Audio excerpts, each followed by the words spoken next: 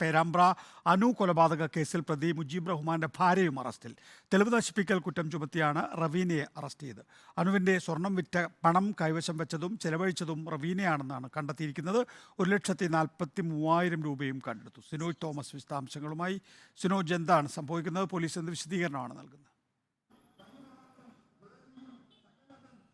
നികേഷ് കുമാർ, ഈ മാസം 11-നാണ് കൊണ്ടോട്ടി സ്വദേശിയായ മുജീബ് കോഴിക്കോട് പേരാമ്പ്ര വാളൂരിൽ വെച്ച് അനുവിനെ അതിക്രൂരമായി കൊലപ്പെടുത്തുന്നത്. സ്വർണ്ണാഭരണങ്ങൾ കവരുന്നതിന് വേണ്ടി അനുവിനെ തോട്ടിൽ മുക്കി കൊലപ്പെടുത്തുകയായിരുന്നു. അതിനുശേഷം ഈ സ്വർണ്ണാഭരണങ്ങൾ കവർ ചെയ്യുകയും മലപ്പുറത്ത് കൊണ്ടുപോയി വിൽക്കുകയും ചെയ്തു. അങ്ങനെ വിറ്റ് കിട്ടിയ പണം ഭാര്യ റവീനയ്ക്ക് കൈമാറിയെന്നും ആ പണം ഉപയോഗിച്ച് കാറ് വാങ്ങാനുള്ള ശ്രമം പ്രതികൾ നടത്തിയതായും പോലീസ് കണ്ടെത്തി. അതിന്റെ അടിസ്ഥാനത്തിലാണ് റവീനയെ കൂടി കേസിൽ പോലീസ് അറസ്റ്റ് ചെയ്തിരിക്കുന്നത്. പ്രതിയെ പേരാമ്പ്ര കോടതി റിമാൻഡ് ചെയ്തിട്ടുണ്ട്. അതായത് തെളിവ് നശിപ്പിക്കൽ കുറ്റം ചുമത്തിയാണ് റവീനയെ പോലീസ് അറസ്റ്റ് ചെയ്തത്. 1,43,000 രൂപ റവീനയുടെ കൈവശം നിന്ന് പോലീസ് പിടിച്ചെടുക്കുകയും ചെയ്തിട്ടുണ്ട്. ബാക്കി പണം വിവിധ സ്ഥലങ്ങളിൽ ചെലവഴിച്ചു എന്നാണ് വക്കീലിന് ഉൾപ്പെടെ നൽകിയെന്നാണ് റവീന പോലീസിന് നൽകിയിരിക്കുന്ന മൊഴി. 5 പവനോളം സ്വർണം പോലീസ് കണ്ടെടുക്കുകയും ചെയ്തിരുന്നു. 60ഓളം കേസുകളിൽ പ്രതിയാണ് മുജീബ്. അതുകൊണ്ട് തന്നെ ഈ റവീനയ്ക്ക്, മുജീബിന്റെ ഭാര്യയ്ക്ക്, ഈ ഇദ്ദേഹം ചെയ്യുന്ന ക്രിമിനൽ കേസുകളെ കുറിച്ച് ബോധ്യമുണ്ടായിരുന്നു.